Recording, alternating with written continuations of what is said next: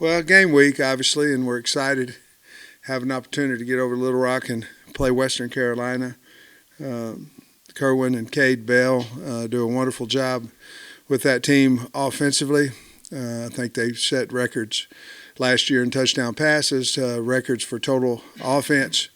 A lot of bubbles, a lot of things that are concerning to us that we've been practicing on now. Going in today would be day 4 for Western. Defensively, have some really good pass rushers, good edge, good defensive ends, guys in the back who can run. Offensively, I forgot to mention their wideouts and their running back. Very, very explosive guys. Starting to have our work cut out for us. Always first games are scary because of the unknown about the opponent, unknown this year about our own team. But we're really excited to get over there and play a fine Western Carolina team. Coach, you guys moved game time to noon from 3 o'clock. Are you worried that's going to impact tailgating at all? And what's your thoughts on moving it up? No, I'm not worried about tailgating. I can tell you that.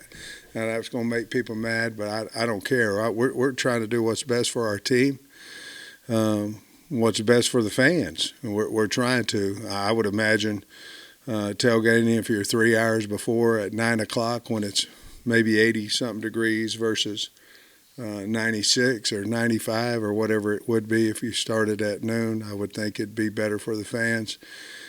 Trey, we played 5 of our first 8 games on the road.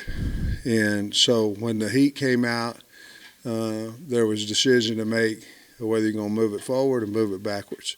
Well, moving it backwards, if it starts at 6 or 7, you're going to get the team home at 1:30 or 2:30 in the morning versus 7:30. We don't have a break till after week 8. Obviously, you guys know we have a 4 game spread there on the road, and 5 of our first 8. It just made no sense to me to move it back and get our kids back here at 1:32, 2:30 in the morning for a game where we could move it up. Tailgating should be cooler. The game should be cooler. And as you well know, if the game starts at 6, you're out there at 4 o'clock and it's 96 degrees out there for tailgaters, pregame, hog walk, all those things. I just thought it was the smartest thing for us once the heat became a factor to move it up for the safety of our kids and for our fans.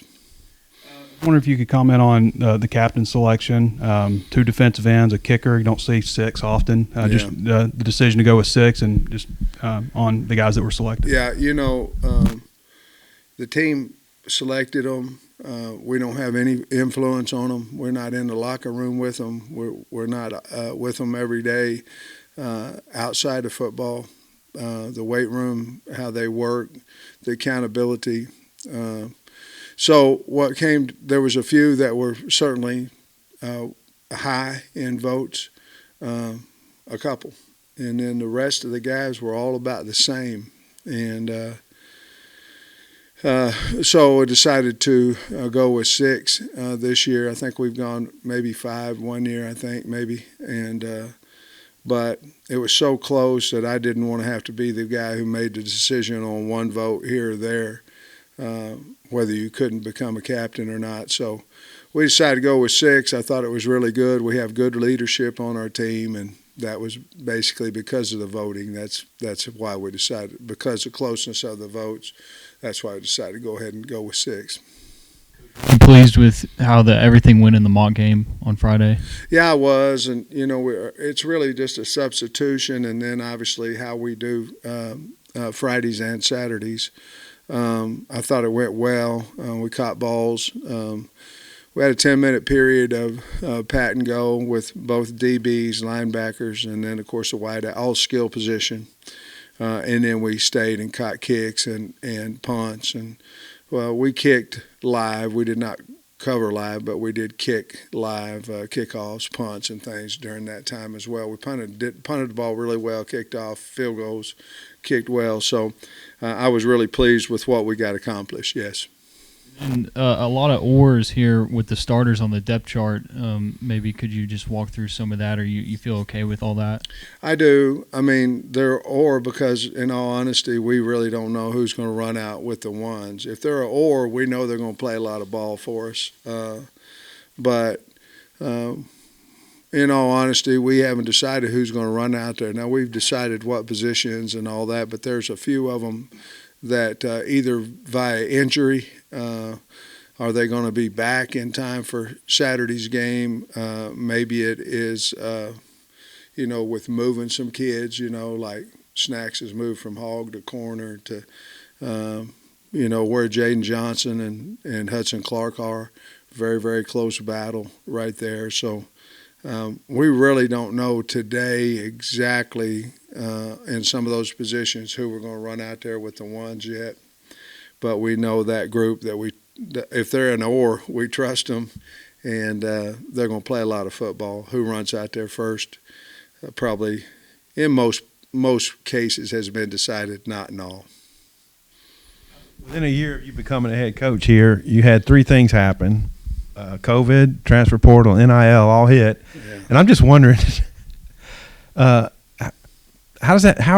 did you deal with all that, as a head coach when all three of those hit you in one short span and there's no booklet on how to get prepared for that kind of stuff? I rely on my staff, until we talk it out.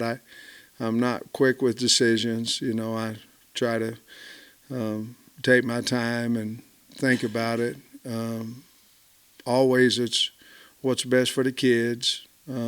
But my biggest concern in all that was separation of the team. NIL was a separation of the team. Portal, to be honest with you, was a separation of the team. COVID, not necessarily, but it did separate you from the team. So, culture to me is a big thing, and the two hottest topics of separating the team, the culture, is NIL and certainly the portal. So I've changed. I've made mistakes. I've changed in the fact that, we tell the kids we don't want anybody to go in the portal. And, before we just never really addressed it until they came into my office. But now, if we've signed them, we don't want them to leave.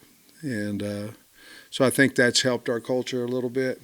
The NIL is certainly something that,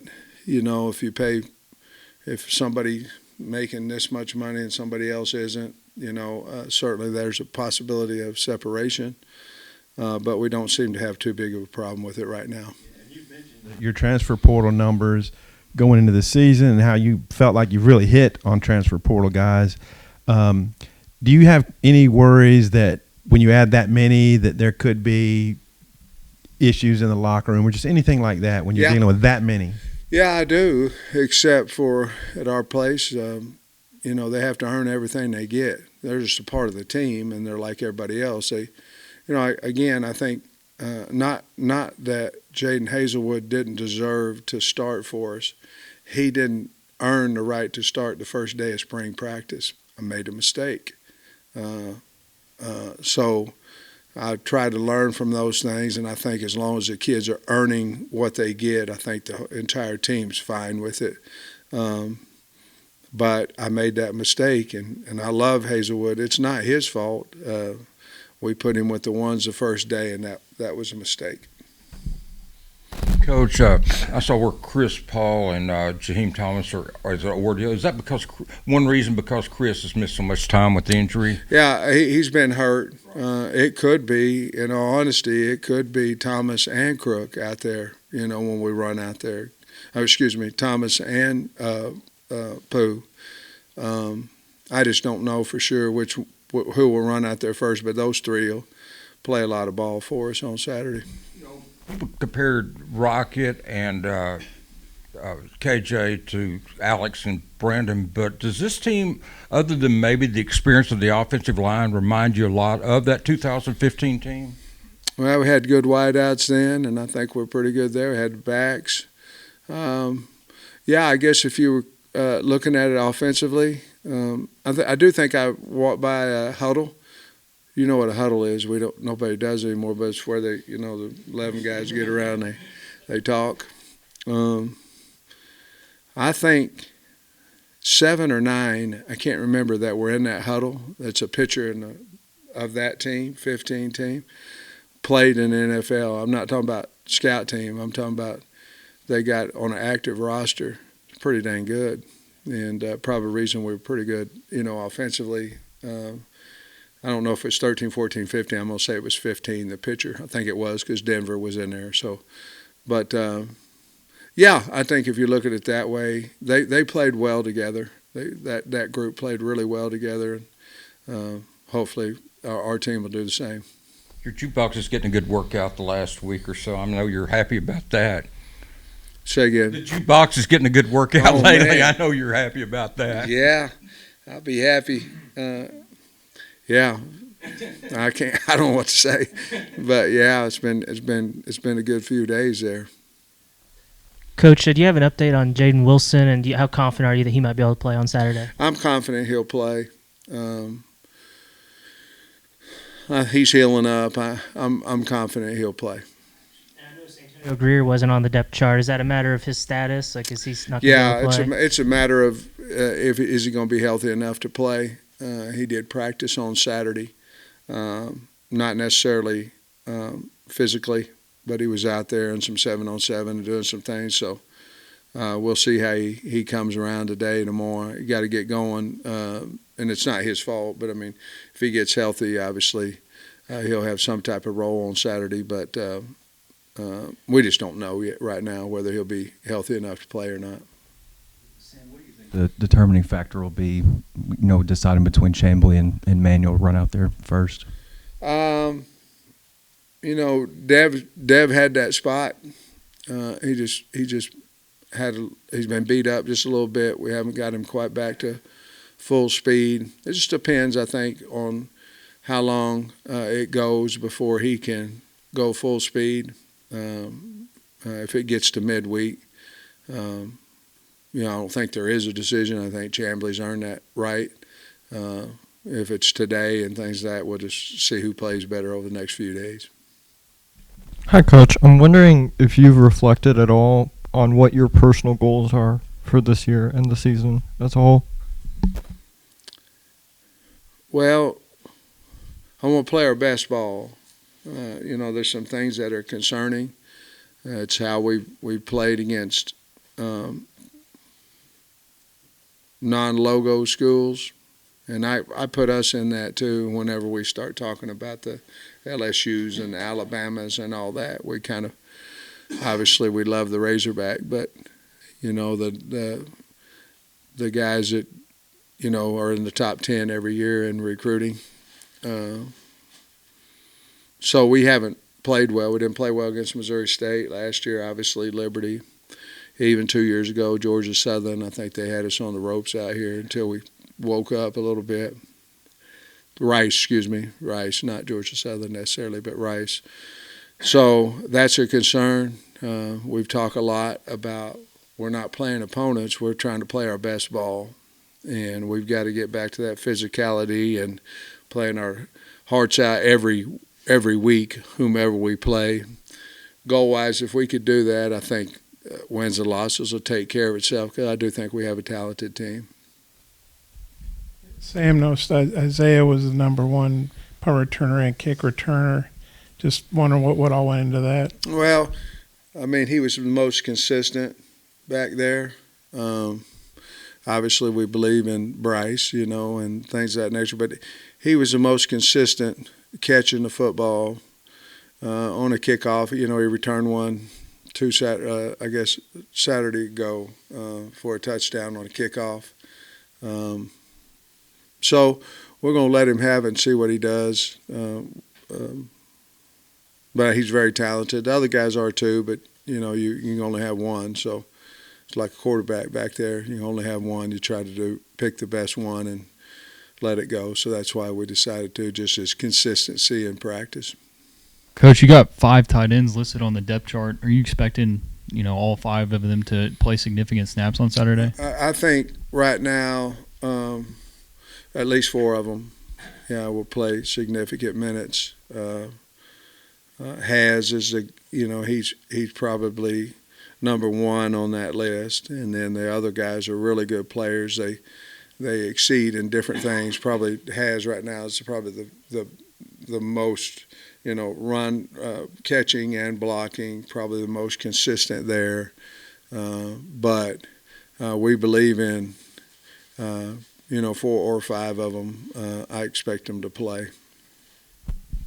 What's your plan on Friday? You flying down, or and you're planning on coming back? No, Saturday? we're busing down and back. Especially with the game being moved up, we could get back by maybe 7:30, which would be a good time. Again, I'm concerned about 8 games in a row, and I tell you this too.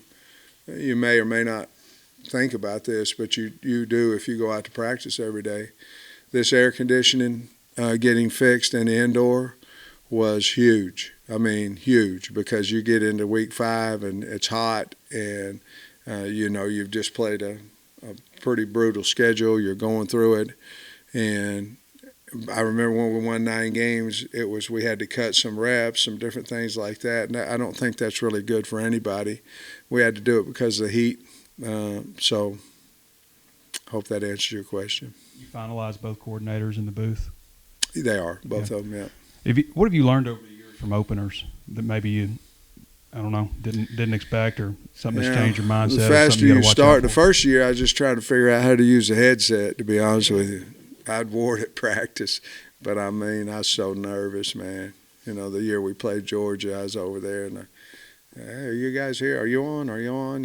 Oh, you're on defense. Oh, I was trying to get to offense and stuff. And no, I make light about it, but everything when you first get started is so brand new. You're concerned about penalties, and do you take it? Do you not? 2-minute, all those type things. And as you practice it more and you do it more, you become hopefully a little better at it. But I've learned a lot of those type things, and it takes the stress out of it a little bit now. I feel a little bit more confident about everything. Hey, you referenced Kerwin Bell at the top. Have y'all crossed paths? Do you know him much or anything? I know of him, because of his career, playing, everything. And but you throw on the tape now, they're scary on offense, and they got a really good defense as well. I don't mean to slight that, but offensively they've set records, and they like to throw that bubble and like to run that stretch play, and they're good at it. Is it important to get outside this week? Because I think you were in all last week mostly. We were until Friday night, and Saturday we got out. We're going to be out all week, probably until Thursday. We'll probably go in Thursday. But other than that, I think with the weather, how it's been, I think we can get outside. We need to. Who are their veteran returning guys, and have they added a lot through the portal too? From what I understand, I think they've added about 6 in the portal, a couple of D tackles. I think they're from Akron. There's a kid named Micah Nelson. He's a boundary end. That's a really good player. He's number 9. He's a really good player. They got a nickel. That's a good player. Defensively, they've got a couple of they got a free safety that's returning. They got 6 starters coming on defense and 6 on offense. Offensively, they're talented at the skill, like I talked about, the running back. 9 played, I don't know, maybe the last 8 or 9 games last year for them. They had another guy, and he got hurt, I believe, but then 9 came in, and I think they won their last 3 games, all really close games, did a good job in 2 minutes. And then they're pretty big on the O-line. They probably average about 305 on the O-line. And so 2 tight ends. One of them they use a little bit more for blocking. The other 11 they use for catching. But, really good team. Got a good field goal kicker. And, a good football team.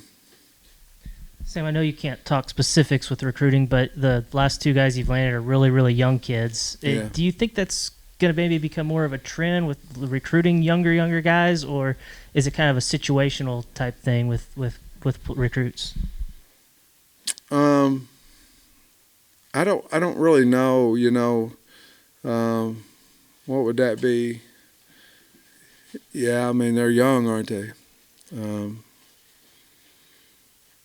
I don't really know.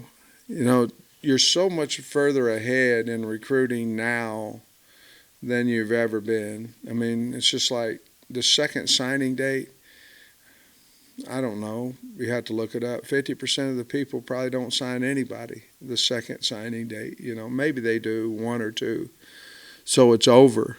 You know, remember why we used to have the celebrations and all that, the first Wednesday in February and all that? And, I mean, we didn't sign a player, last year. So I think everything pushing up, you'll start seeing that 2 and 3 years ahead, guys trying to solidify their spot, especially if they were able to go around the country and see what they like.